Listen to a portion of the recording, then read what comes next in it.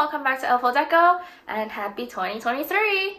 It's a new year and I've been doing a little bit of cleaning in my resin room to make some space, and I came across a box of resin scraps, and these are scraps from like leftover resin or just drips from when I'm doming. And to be honest, I have no idea what to do with them, so that's why it's a box of scraps there. It doesn't feel right to throw them out because at the end of the day, resin is plastic, so I don't want that to just go into the landfill like that. So we're going to reuse them. And a lot of times when it comes to reusing resin drips, it's kind of hard because resin is clear, and a lot of times when we work with stuff, you know, you don't want the drips to show through. And so I will be using my cardstock tray technique, and we're going to hide some scraps in the piece. So these are the trays that we will be making, and if you look at the back, it's more obvious here where the more clear part, that's a scrap. But this one you can't even really tell, you know? So like, we're gonna hide them in these trays, and I will show you how I do them, and you'll watch the video and then you'll see the end result and you'll be like, you didn't even know it was there. But it's better to show you through doing it, so let's get started. These are all the materials we need for this project. We have our cardstock already cut out and laminated. If you need to see the process for that, I will have the link to my cardstock tray video below. These are the scraps that we're using. The back of this cardstock is white, it's opaque, not see-through. Taking this piece of scrap for example, you can't see it from the front of the piece. When we cast these into the molds, you won't see it either. The molds that we are using for today's project are my octagon tray mold and circle tray mold. The cardstock is cut to size to fit into these molds. The resin that we're using is Total Boat's high performance resin, their slow hardener version. They have two other hardener versions, so make sure you get the slow one. We have some already mixed up, and we're going to pour the rim for the first layer. The rim will be a solid olive gold from Mayspring.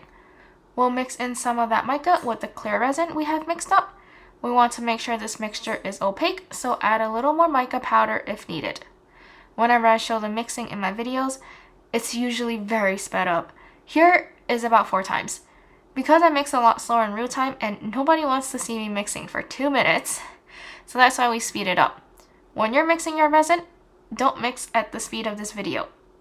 Once the mica is completely mixed into the resin, carefully pour around the rim.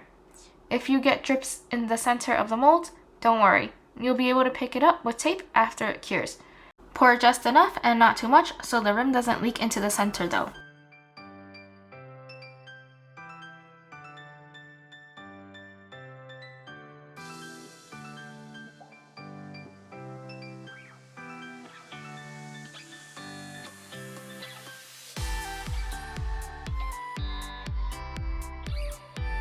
Once the first layer has cured, about 6 hours later, we're back to pour the second layer. These are the scraps that we're going to hide into the trays. These clear pieces are mostly from resin curing in the cups or drips from top coating. The glittery pieces are actually leftover resin that got too thick to work with, so I poured it onto my silicone mat covered table to cure. Again, we're using the same resin, Total Boat's high performance slow resin. We're pouring a thin layer of clear, just enough to cover the entire mold, and we're going to place our cardstock into the mold. Use a heat gun to pop any bubbles if needed. A question that I get often with these trays is, how do I get them to have no bubbles under the paper? Truth is, I do get bubbles, and that's the main reason for top coating these trays after demolding. But we can minimize the bubbles by pressing the paper down to push any bubbles trapped underneath the paper to the sides and float to the surface. You can see how I'm pressing them in this video.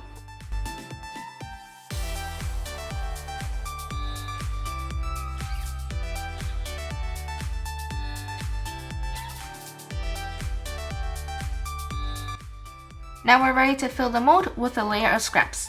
One thing to note is to make sure the scrap fits the depth of the mold. If they're much taller and sticking out, you'll have to sand afterwards, and that's just a lot of extra work and waste. Watch how the clear pieces kind of disappear into the clear resin. That's kind of interesting because you could probably reuse the clears for other projects. Just a note. Try to fit as many scraps as you can in this step because the more scraps you fit in, the more resin you save on the final layer.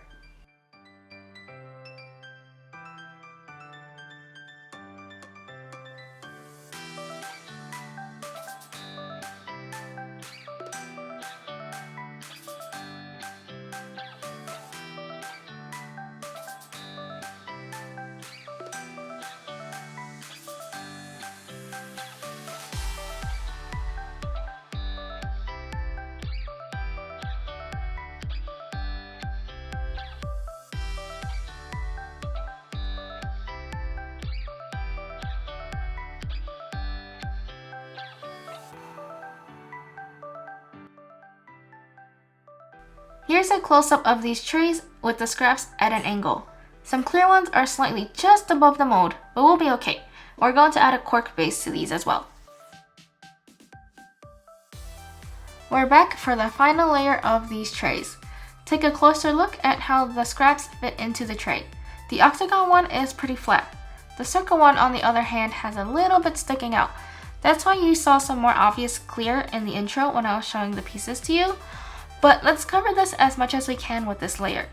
We're using the same resin and mica powder as the rim, and we'll just fill the rest of this mold up.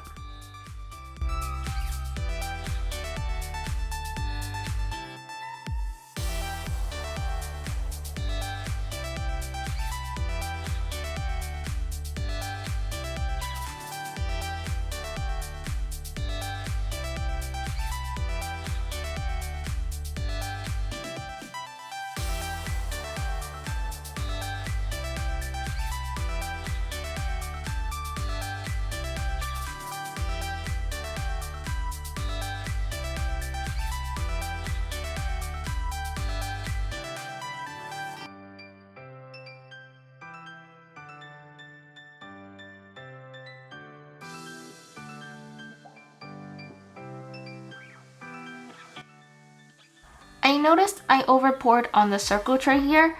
It's spilling over the edge of the tray. I don't want to end up sanding the sides too much, so I'm scraping the resin back into the cup. It's a little tedious, but it's much better than sanding. I think we can all agree on that. Once the pour is done, we're going to let these trays fully cure.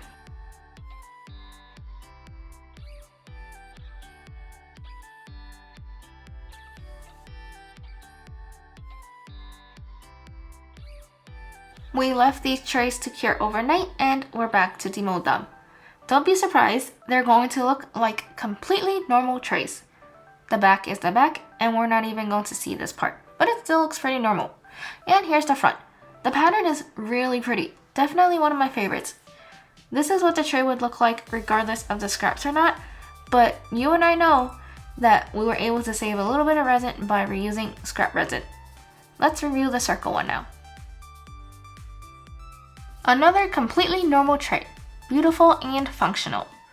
I will top coat these off camera to fill in any imperfections, and then we'll add the cork backings to these trays together to finish them up.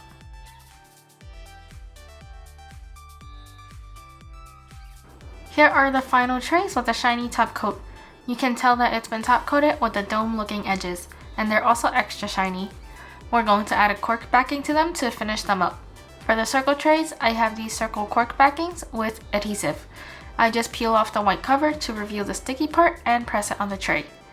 This cork is smaller than my tray size, so I try my best to center it. All done, and you don't even see that clear piece of scrap anymore. From the front, it looks like a perfectly normal tray.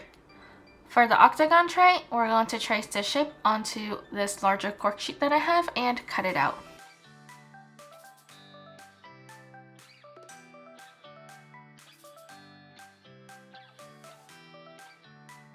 I made a template that would be the perfect size for this cork. It's the same template that I used to cut the cardstock for this tray, but I misplaced this, so we're doing the tracing method. If you're doing the same shapes multiple times, it helps to make a template out of something sturdy like wood or something. But this method that I'm doing works too. When cutting the cork, I cut more inside the cork because we traced around the tray, so there's some space between the outer edge of the tray and the marker. Once we have the general shape cut out, we will make any adjustments if needed.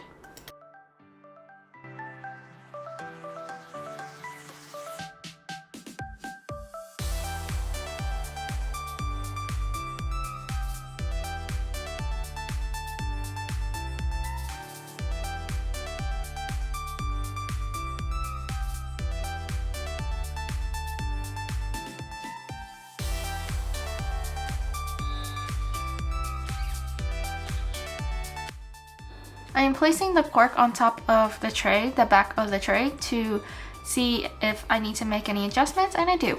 For me, the cork is slightly larger than the tray, so I am trimming it down.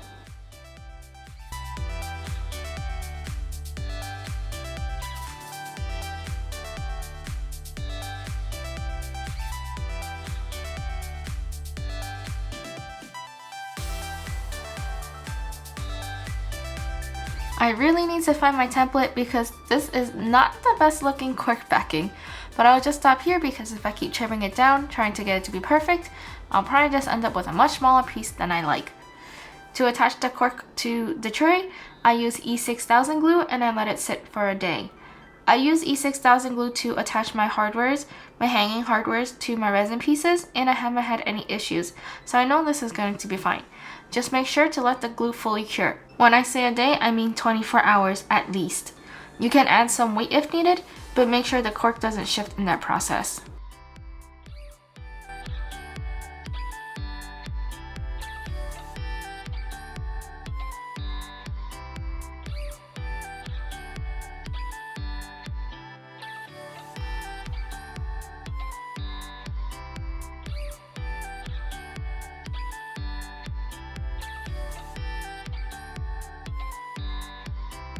Any scraps that would have been seen through the back are completely hidden now.